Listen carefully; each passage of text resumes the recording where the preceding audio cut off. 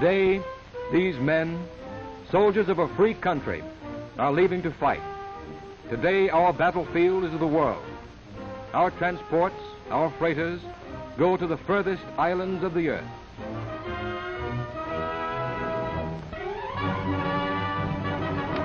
Men of the United Nations are landing everywhere. Soldiers from New York and Chicago are moving up to fight in the empty desert,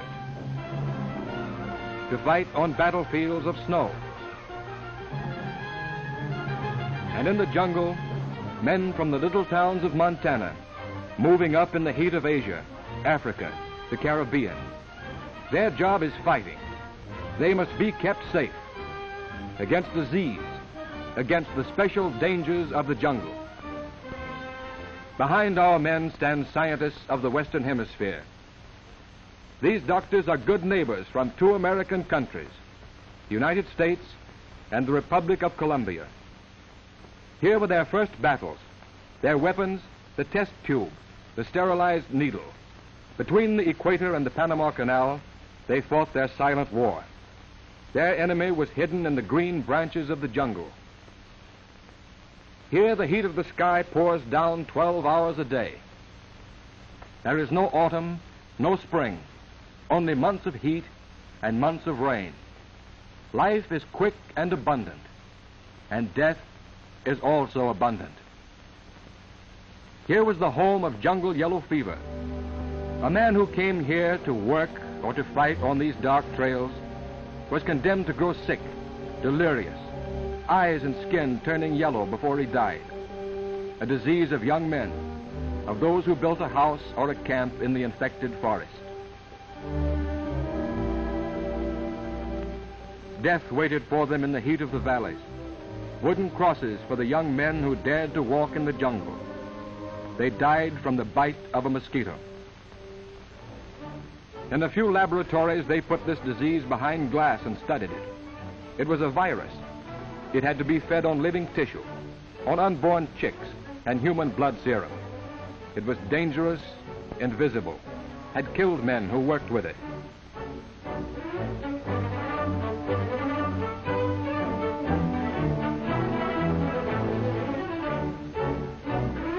What they needed was a vaccine to prevent yellow fever, and the fight never stopped till it was found, till it was tested, purified, till it could be dried and frozen and prepared in quantity, until it could be transported. The first battle had been won inside the white walls of a laboratory. The second battle was here, in the heat and wet of the jungle.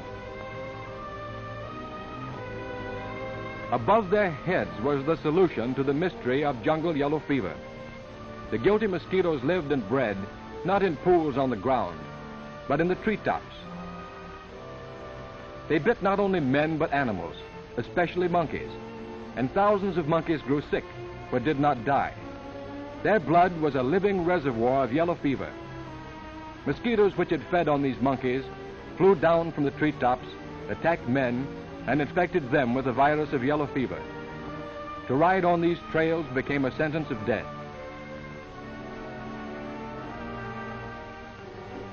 But carried in this thermos jug, too precious to go on muleback, are tubes of vaccine packed in ice, moving over narrow trails and slippery bridges, in a jungle area without railroads, without highways, across rivers too steep for navigation. At night, they set up their portable refrigerator unit to renew the supply of ice.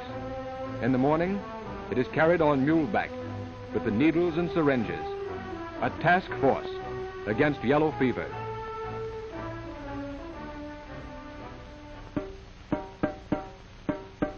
It is a gray, hot Sunday in the town of Cofair. It is market day, too, and there is good news.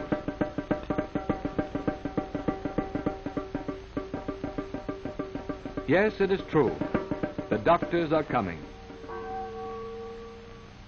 Sunday Mass is just over, and in front of the church, the news spreads. It is true. It is printed.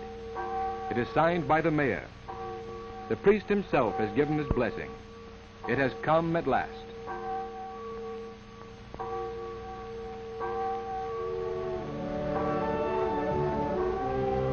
Now the slow pack train climbs up the hill from the jungle.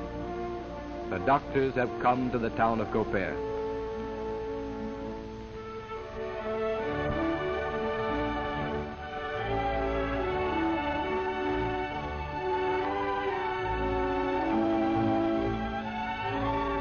Fievre amarilla, the yellow fever, the fever that eats men, that kills their fathers, their brothers.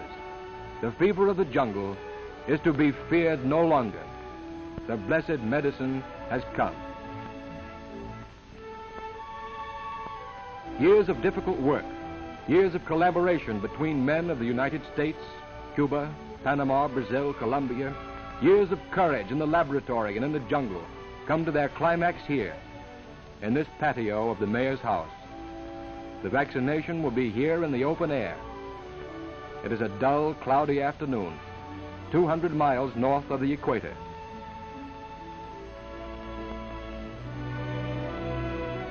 The vaccine is removed from the thermos jug. The instruments are sterilized in boiling water. There are people here who read slowly, others who have never learned, but there's one word they know: vacunación, vaccination. That word means life. And they know one thing more, that if 3 are sick with yellow fever, 2 will surely die, and only 1 will live.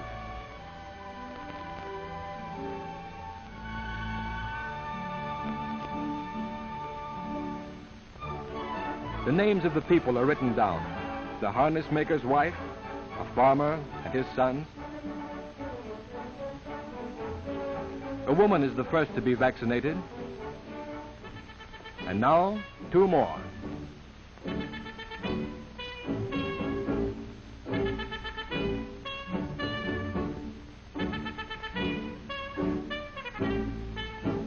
These are a mixed people, descendants of Indians and of the Spanish conquerors.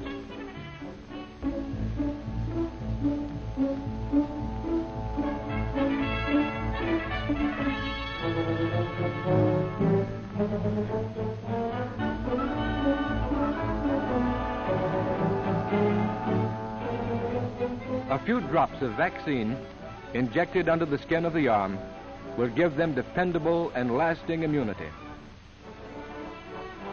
Those whose names are in this book need have no fear of yellow fever. There is only 1 shot. There is no illness afterwards. The protection lasts for years, perhaps for life. It is a product of the genius of the combined Americas.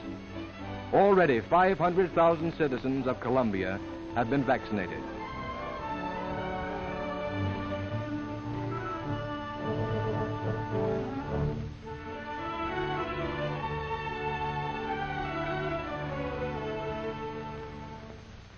Now the vaccine is taken to army hospitals, where the entire Colombian army, unit by unit, is vaccinated against yellow fever.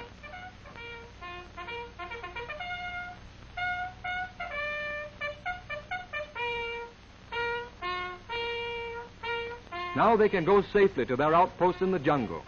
These soldiers are safe. And because of this pioneering work, when our heavy guns are lifted in the jungle, the men behind them will be strong, ready to fight in the African Congo, on the dark islands of the South Pacific, in the jungles of Burma and the Solomons, in the depths of New Guinea, in the Philippines, when we come to take them one by one.